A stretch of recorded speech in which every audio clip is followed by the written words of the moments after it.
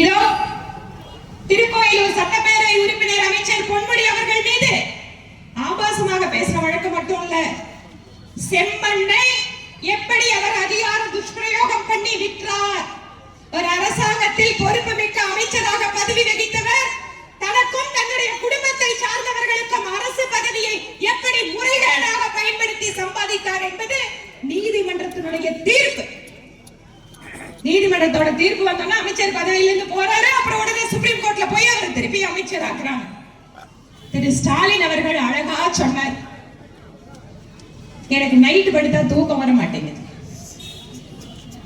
என்னோட உடம்ப பாருங்க அப்படின்னு சொல்றாரு. கட்சிக்காரங்க கிட்ட முதலமைச்சர் சொல்றாரு, என் உடம்ப பாருங்க ஐயா, ஏயா இப்படி படுத்துறீங்க, நான் நைட்டு படுத்தா காலையில எந்திரிக்கும் போது எந்த அமைச்சர் என்ன பேசினாரோன்னு நான் பதவதைச்சு எந்திரிக்கிறேங்கிறார்.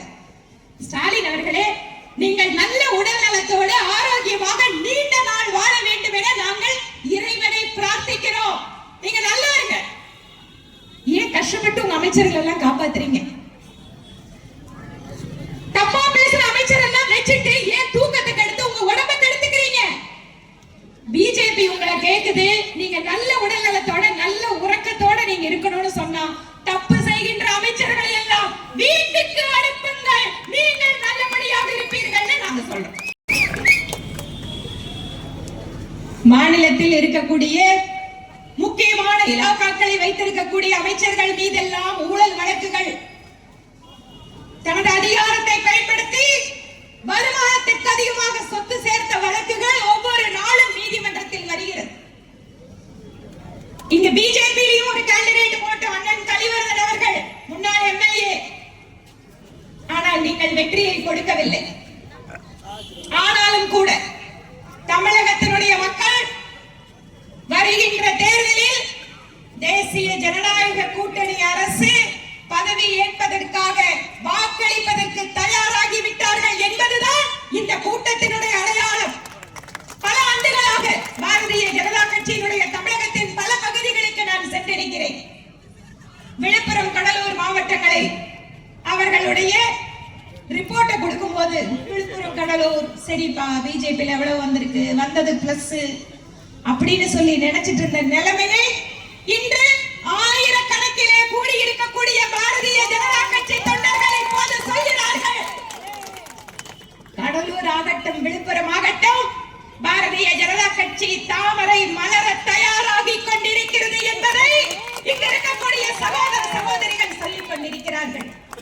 திராவிட மாடல் அரசாங்கத்தில் தப்பு செய்கின்ற அமைச்சர்கள் ஒருபுறம், பெண்களை இழிவுபடுத்துகின்ற அமைச்சர்கள் ஒருபுறம், ஊழல் வழக்குகளில் சம்பந்தப்பட்டிருக்கக்கூடிய அமைச்சர்கள், இப்படி அவர்கள் எல்லாம் வைத்துவிட்டு இந்தியாவிலேயே முதன்மை மாநிலமாக நாங்கள் இருக்கிறோம் என மாறுதட்டுகிறார் மாண்புமிகு முதலமைச்சர். மரியாதைக்குரிய முதலமைச்சர் அவர்களே, அரசாங்கம் என்பது எப்படி நடத்தப்பட வேண்டும் தெரியுமா? கடந்த 12 ஆண்டுகளாக ஒரு ஊழல் குற்றச்சாட்டு கூட இல்லாமல் பிரதமர் நரேந்திர மோடி அவர்கள் டெல்லியிலே ஆட்சி செய்கிறாரே, அது ஆட்சி. உலகத்தில் இருக்கின்ற வல்லரசு நாடுகளுடைய தலைவர்கள் எல்லாம் பிரதமர் மோடி அவர்களை பார்த்து எங்கள் நாட்டினுடைய உயர்ந்த விருது உங்களுக்காக கொடுக்கிறோம் என்று முதலாக இந்திய நாட்டினுடைய பிரதமருக்கு இன்று செல்கின்ற இடமெல்லாம் தேடி தேடி அவருக்கு சர்வதேச விருதுகள் கொடுக்கிறார்களே, அது ஆட்சி. இதோ நேற்று இந்நேரம் காஷ்மீரிலே நம்முடைய இந்திய மக்கள் சுற்றுலா பயணிகளாக சென்றவர்கள் பயங்கரவாத தாக்குதலில் உயிரிழந்திருக்கிறார்கள். அவர்களுக்கெல்லாம் நாம் இங்கு அஞ்சலி செலுத்தினோம். உடனடியாக உள்துறை அமைச்சர் வெடிய வெடிய போய் அந்த இடத்துல இன்னைக்கு நிற்கிறார். ஏன் தெரியுமா? இந்திய நாட்டிலே எந்த விதமான பயங்கரவாதத்தையும் நாங்கள் அனுமதிக்க மாட்டோம் என்று நம் நாட்டினுடைய உள்துறை அமைச்சர் அமித்ஷா அவர்கள் இன்று அந்த இடத்துக்கு போய் நின்று மக்களை சந்தித்துக் கொண்டிருக்கிறார். நம்முடைய அருமைக்குரிய பாரத பிரதமர் வெளிநாட்டுக்கு சென்றிருந்தாலும் கூட உடனடியாக அவருடைய பயணத்தை முடித்துக் கொண்டு விடிய விடிய என்னுடைய இந்திய நாடு என்னை தேடிக் கொண்டிருக்கிறது என்று அவர் இந்த மண்ணிலே வந்து இறங்குகிறார். இந்த நாட்டில் இருக்கின்ற ஒவ்வொருவரும் துடிதுடித்து போகிறார்கள். ஜம்மு காஷ்மீர் இந்த நாட்டினுடைய பிரிக்க முடியாத அங்கம். எத்தனை அந்நிய சக்திகள் வந்தாலும், எத்தனை தீவிரவாதிகள் வந்தாலும், பாரதிய ஜனதா கட்சியினுடைய தொண்டர்கள் இங்கு இருக்கின்ற வரை ஜம்மு காஷ்மீரினுடைய ஒரு இன்ச் நிலத்தை கூட எந்த தீவிரவாதியும் எடுக்க முடியாது. மக்களுக்கு நாம் வாக்குறுதி கொடுத்தபடி அரசியல் சட்டப்பிரிவு 370 நீக்கினோம். ஜனாதிபதி ஆட்சி அமலில் இருந்த அத்தனை காலமும் சிறிது சிறிதாக இயல்பு நிலை திரும்பி லட்சக்கணக்கான சுற்றுலா பயணிகள் ஜம்மு காஷ்மீருக்கு சென்று கொண்டிருக்கிறார்கள். ஆனால் வாக்கு வங்கி அரசியலுக்காக அரசியலை விலை பேசிக் கொண்டிருக்கக்கூடிய ஒரு சில அரசியல் கட்சிகளுடைய தூண்டுதலினால், ஆதரவினால், அந்நிய சக்திகளுடைய ஆதரவோடு ஒரு பயங்கரவாத செயல் இந்த மண்ணிலே அரங்கேறி இருக்கிறது. பிரதமர் மோடி அவர்களை பொறுத்த மட்டில் நம்முடைய உள்துறை அமைச்சர் இன்று நமக்கெல்லாம் ஒரு பட்டேல் என்றால் அது திரு அமித்ஷா அவர்கள் தான். இந்த நாட்டை அந்நிய சக்திகளிடமிருந்து காப்பாற்றிக் கொண்டிருக்கக்கூடிய இந்த ஈரப்பெரும் தலைவர்கள் எந்த ஒரு இந்தியனுடைய உயிரையும் ஒருபோதும் துச்சமாக மதித்து அவர்கள் செயல்படாமல் இருந்ததில்லை. காஷ்மீரில் உயிரிழந்த ஒவ்வொரு நபருக்கும், ஒவ்வொரு சொட்டு ரத்தத்துக்கும் நம்முடைய பிரதமர் அதற்கென்று தகுந்த நடவடிக்கை எடுப்பார். கடந்த காலம் நமக்கு அதைத்தான் சொல்கிறது. தமிழகத்திலே இருக்கக்கூடிய இந்த திராவிட முன்னேற்ற கழகத்தினுடைய அரசு தீவிரவாத தாக்குதல் நடந்தால் கூட அதை பூசி மெழுகி அதற்கு வேறொரு சாயத்தை கொடுப்பது அவர்கள் பழக்கம். இதோ கோயம்புத்தூரிலே, என்னுடைய தொகுதியிலே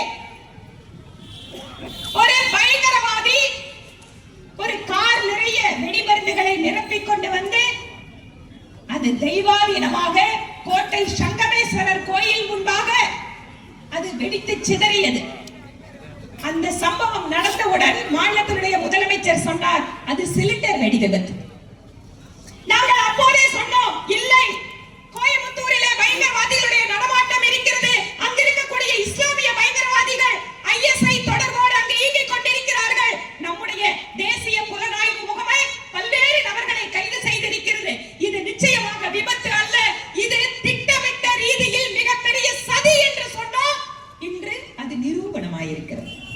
கோயம்புத்தூரிலே வெடித்தது சிலிண்டர் வெடி விபத்து அல்ல, மிக நன்றாக திட்டமிட்டு மக்களை கொல்ல வேண்டும் என்பதற்காக பயங்கரவாதிகள் திட்டம் தீட்டிய செயல் என்று சர்வதேச நம்முடைய NIA நீதிமன்றத்தில் இன்று குற்றப்பத்திரிகை தாக்கல் செய்திருக்கிறது. அவங்களுக்கு ஓட்ட வேணும். சிறுபான்மை மக்களுடைய வாக்குக்காக இந்த நாட்டு மக்களுடைய பாதுகாப்பை, அவர்களுடைய ஒற்றுமையை சமரசம் செய்து கொண்டிருப்பது பிரிவினைவாத திராவிட முன்னேற்ற கழகம். இதையும் நாம் மக்களிடம் சொல்ல வேண்டும். எப்படியாவது தமிழகத்தினுடைய மக்களுக்குள்ளே பிரிவினையை உருவாக்கி அதன் வாயிலாக சிறுபான்மை மக்களுடைய வாக்குகளை மட்டுமே வைத்து நாம் வெற்றி பெற முடியும் என திராவிட முன்னேற்ற கழகம் நினைக்கிறது. இதை நாம் அத்தனை மக்களிடம் கொண்டு சென்று சேர்க்க வேண்டும். நேற்று நடந்த சம்பவத்தில் கூட அங்கு சுட்டுக் கொல்லப்பட்டு வந்த அந்த நபர்களிடம் தீவிரவாதிகள் கேட்டது, நீ எந்த மதத்தை சார்ந்தவர்? நம்முடைய நாடு இந்திய நாடு. இந்த இந்திய நாட்டிலே எங்கு சென்று வருவதற்கும் நமக்கு எல்லாருக்கும் உரிமை இருக்கிறது.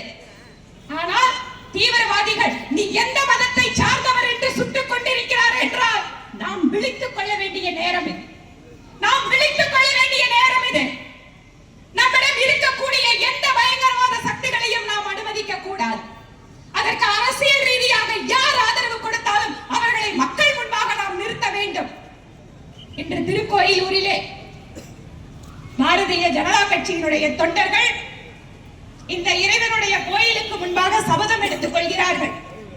இந்த கோயிலை நிந்தித்தவர், இந்த கோயிலில் இருக்கக்கூடிய இறைவனுக்கு சமர்ப்பணமாக நெற்றியில் நாம் அணிகின்ற அந்த சமய சின்னங்களை இழிவுபடுத்தியவர் மீண்டும் ஒரு முறை வாக்கு கேட்டு திருக்கோயிலூர் மண்ணை மிதிக்க கூடாது, அவருக்கு அந்த நம்பிக்கை வரக்கூடாது.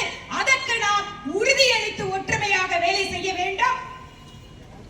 இப்போது நம்மிடம் தேசிய ஜனநாயக கூட்டணியிலே தமிழகத்தினுடைய எதிர்க்கட்சியாக இருக்கின்ற அண்ணா திராவிட முன்னேற்ற கழகம் இணைந்திருக்கிறது. ஏற்கனவே தேசிய ஜனநாயக கூட்டணியில் இருக்கின்ற கட்சிகள் இருக்கிறார்கள். அவர்கள் அத்தனை பேரையும் ஒருங்கிணைத்து நல்ல முறையிலே தமிழகத்தில் வருகின்ற தேர்தலில் அத்தனை தொகுதிகளிலும் தேசிய ஜனநாயக கூட்டணியினுடைய வேட்பாளர்கள் தான் என்பதை